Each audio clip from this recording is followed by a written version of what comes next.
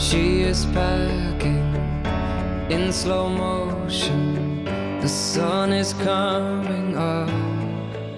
Brendan James is set to release his self-titled sophomore effort on September 7th, and it's the follow-up to the critically acclaimed 2008 debut, The Day Is Brave.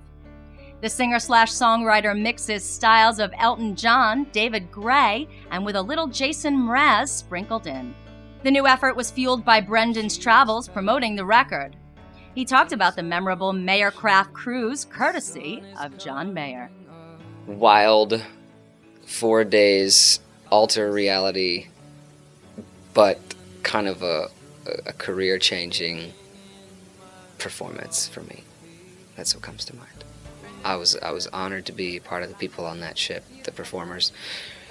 I didn't know what to expect, but I think something about having a really large crowd, outdoors, laid back, it brought a new performer out of me before.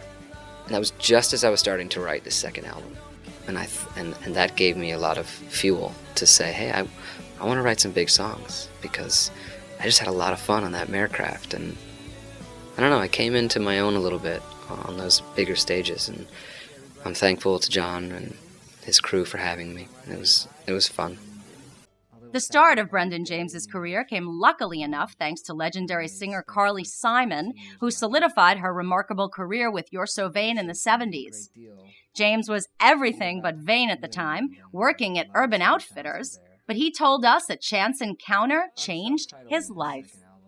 I was working at Urban Outfitters in New York City, and so broke and such a starving artist, and my manager sent her my demo totally randomly. He just knew that I loved the kind of classic artists. He knew that I was a Carly Simon fan, a James Taylor fan, so he just on a whim sent a demo of 11 songs, and she really liked it. She was in a place in her life, I think, where she wanted to help maybe a new artist, and she called us and just invited me to Martha's Vineyard, and I sang a duet with her and spent some time at her house, and it was amazing, and it kind of changed my whole path. It made me, I felt validated, I think, for the first time in my life.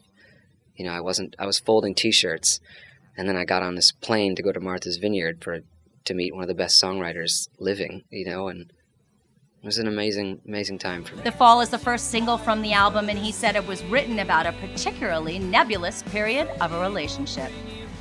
That song, wow, is a little bit of a collection of my experiences, and also experiences of people that I'm close to, who I've seen go through these times that are just so hard. This is like the hardest moment of a relationship, when you're not necessarily in a horrible relationship. You know, you work a lot of the time together, but for a period of months or sometimes a year or two, you try to take that break, and sometimes it's a never-ending break, and sometimes it actually is just a break, and it helped, you know.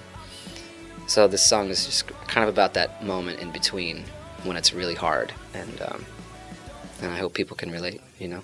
The record doesn't come out until September 7th, but Brendan James is already set to give fans a preview of it with a West Coast tour starting in Seattle on August 25th, when he's on tour with Jason Reeves.